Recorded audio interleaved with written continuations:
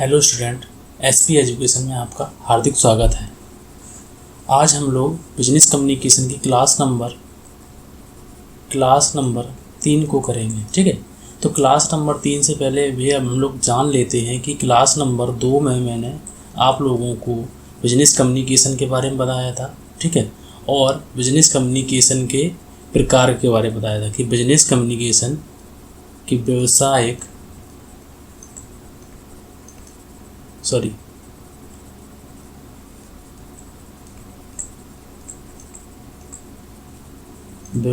संप्रेषण की दिशाएं। ठीक है, व्यावसायिक संप्रेषण की दिशाएं, जो दिशाएं होती हैं वो मैंने आप लोगों को 3 प्रकार से बताई थी। पहली वाली जो दिशा बताई थी वो बताई थी हम लोगों ने लंबवत। ठीक है, लंबवत। ठीक है, लंबवत दिशा जो है उसमें लंबवत कम्युनिकेशन इसे बोलते हैं। लंबवत कम्युनिकेशन को 2 भागों में बांटा था। ठीक है, वो कौन कौन से थे? वो एक था हम लोगों का औपचारिक संप्रेषण, फॉर्मल कम्युनिकेशन, औपचारिक संप्रेषण और अनौपचारिक संप्रेषण। अगर आप लोगों को ये चीज़ क्लियर नहीं है तो आप लोग मेरी डिस्क्रिप्शन बॉक्स में मैंने लिंक दे दिया है क्लास नंबर 2 का, आप लोग उसमें ये जाके देख सकते हैं कि औपचारिक संप्रेषण क्या होता है और अनौपचारिक संप्रेषण क्या होता है। तो ये लंबवत संप्रेषण के बाद मैंने आप लोगों को अब उसके बाद जो है इसी में है समतल संप्रेषण।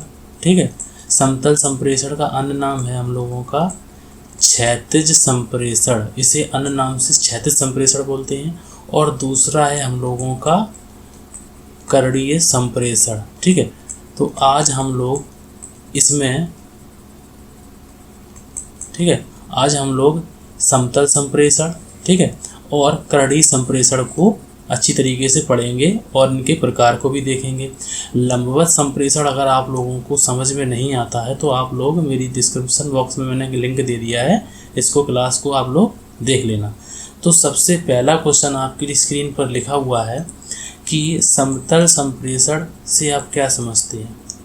समतल संप्रेषण या फिर क्षैतिज संप्रेषण, इसी को अन्य नाम क्या बोलते हैं? क्षैतिज संप्रेषण। ठीक है, क्षैतिज संप्रेषण। ठीक है, तो जब किसी संगठन के समान स्तर के अधिकारी कर्मचारी के मध्य विचार विमर्श सूचनाओं का आदान प्रदान होता है उसे हम लोग समतल संप्रेषण कहते हैं। समतल संप्रेषण का साइन इस प्रकार से दिया जा सकता है।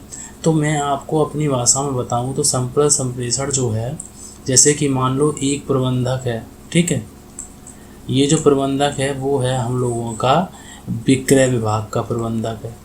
ठीक है, एक प्रबंधक है, ये जो है वो है क्रय विभाग का। ये जो प्रबंधक है, एक और प्रबंधक है, ये है हम लोगों का मान लो वितरण विभाग का। ठीक है, तो इनके बीच जो कम्युनिकेशन होगा उसे हम लोग समतल संप्रेषण कहेंगे, क्योंकि कोई भी आदमी किसी से नीचे नहीं है, सब लोग इक्वल हैं, समतल हैं। ठीक है, मतलब कि बराबर बराबर के अधिकारी हैं। तो हम लोग इस प्रकार के संप्रेषण को क्या बोलेंगे? समतल संप्रेषण बोलेंगे। अब उसके बाद नेक्स्ट क्वेश्चन लिखा हुआ है कि करणीय संप्रेषण। करणीय संप्रेषण से आप क्या समझते हैं? करणीय संप्रेषण मतलब कि देखो, पहले लंबवत संप्रेषण जो है वो किसी से प्रकार चलता है, वो ऊपर से या फिर नीचे से, इस प्रकार संप्रेषण है तो वो है लंबवत संप्रेषण। अगर वो कोई संप्रेषण समतल दिशा में चलता है तो वो है हम लोगों का समतल संप्रेषण।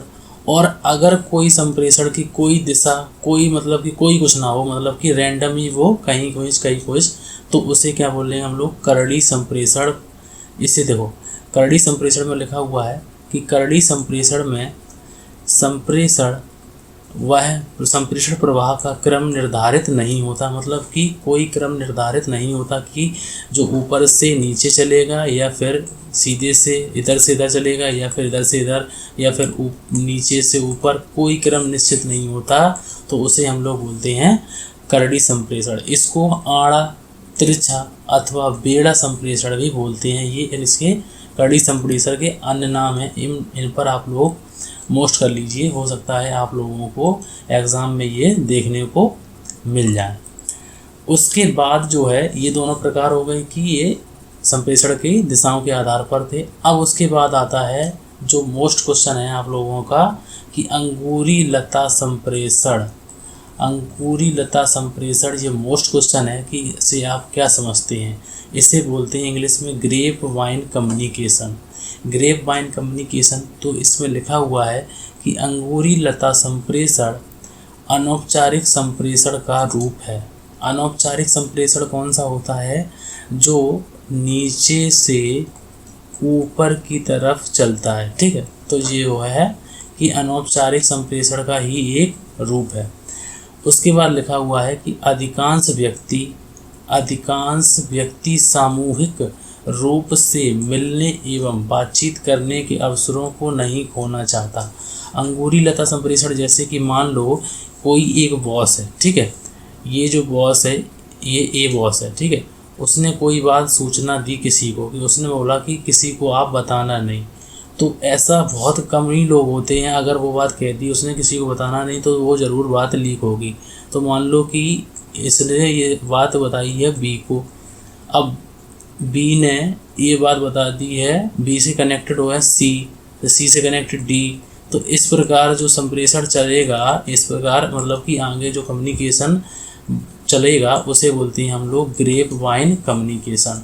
अब ये कम्युनिकेशन मतलब कि आपस में संबंधित है। तो इसमें क्या लिखा है कि अधिकांश व्यक्ति सामूहिक, तो ये बात जो है वो सामूहिक रूप से समझ में आ गई। अब इसमें पूछा जाता है अक्सर करके, एक मोस्ट क्वेश्चन है कि अंगूरी लता संप्रेषण कितने प्रकार का होता है। तो वो आपके प्रकार हैं 4 प्रकार का, ठीक है। अंगूरी लता संप्रेषण जो है ग्रेप वाइन कम्युनिकेशन 4 प्रकार का होता है। तो उन 4 प्रकार की हम लोग इस पर एक एक करके डिस्कस करेंगे कि वो 4 प्रकार कौन कौन से होते हैं। तो पहला प्रकार जो है वो है हम लोगों का एकाकी धारा श्रृंखला। इसे इंग्लिश में बोलते हैं सिंगल स्टैंड चेन। मतलब कि एकाकी धारा श्रृंखला में क्या होता है कि जब मान लो अनौपचारिक संप्रेषण है तो ज़रूर, क्योंकि अनौपचारिक संप्रेषण जो है अंगूरी लता संप्रेषण किसका रूप है? अंगूरी लता संप्रेषण अनौपचारिक संप्रेषण का रूप है। अनौपचारिक संप्रेषण का रूप है, ठीक है। मतलब कि का एक रूप है। अनौपचारिक संप्रेषण मतलब कि इनफॉर्मल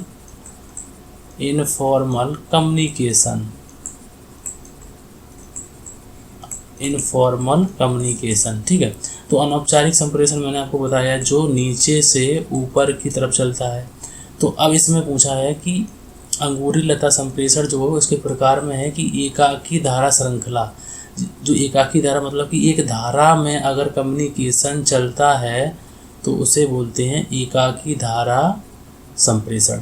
तो देखो ए ने बी को अगर कोई इंस्ट्रक्शन दी तो बी ने सी को, सी ने डी को और डी ने फिर आगे ऐसे करके एक तीर, मतलब कि इसमें एक तीर की तरह एक ही दिशा में संप्रेषण होता है। तो उसे बोलेंगे हम लोग सिंगल स्टैंड चेन, ठीक है। उसके बाद लिखा हुआ है नेक्स्ट नंबर 2 गॉसिप श्रृंखला, गॉसिप चेन, ठीक है। इसमें क्या होता है कि इसमें संप्रेषण गोल चक्र में होता है या फिर पहिए की तरह, अगर पूछा जा सकता है कि पहिए की तरह संप्रेषण किसमें होता है, किसका रूप होता है, तो वो होता है अंगूरी लता। और अंगूरी लता किसका रूप है? अनौपचारिक का। यह भी बात आप लोगों को याद रखनी है। तो इसमें लिखा हुआ है कि इसमें संप्रेषण गोल चक्र अथवा पहिए के रूप में होता है।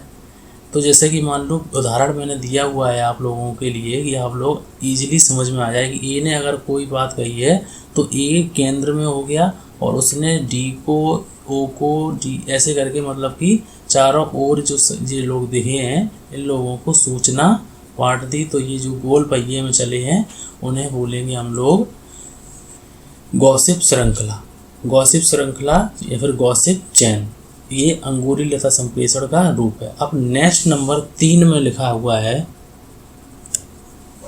गुच्छा श्रृंखला, ठीक है। गुच्छा श्रृंखला या क्लस्टर चेन, जिस प्रकार अंगूर के गुच्छे में, गुच्छा मतलब कि गुच्छा श्रृंखला, ठीक है, में एक दूसरे से संबंधित होते हैं, जिस प्रकार अंगूर एक दूसरे से संबंधित होते हैं तथा एक समूह में दिखते हैं, ठीक उसी प्रकार ये कम्युनिकेशन अंगूरी लता संप्रेषण का एक गुच्छा श्रृंखला बोला गया है। ठीक है, तो इसमें क्या है कि मैंने उदाहरण देके बताया है कि ये ए है, ठीक है, ए ने कोई बात कही है, वो बताई है बी को, सी को, डी को और ई को, ई ने दो लोगों को बताई। तो ऐसे करके ये देखो इंटरकनेक्टेड है आपस में, ये नीचे श्रृंखला में देखो दिख रहा है आप लोगों को, ये आपस में इंटरकनेक्टेड है। तो इसे हम लोग इसमें स्टार लगा के मैंने लिखा हुआ है कि नेटवर्किंग की भांति क्लस्टर श्रृंखला सतत रूप से संप्रेषण को आगे फैलाती है। तो इसमें क्या है कि बी ने अगर कोई कंपनी, ए ने कभी बात कही बी से, बी ने जे और के से, जे ने किसी अन्य से, उनके बाद किसी अन्य से, तो ऐसे करके एक श्रृंखला वाइज चेन चलती चली गई, तो उसे बोलेंगे गुच्छा या फिर क्लस्टर चेन। उसके बाद लास्ट नंबर अंगूरी लता संप्रेषण का है, वो है 4 नंबर।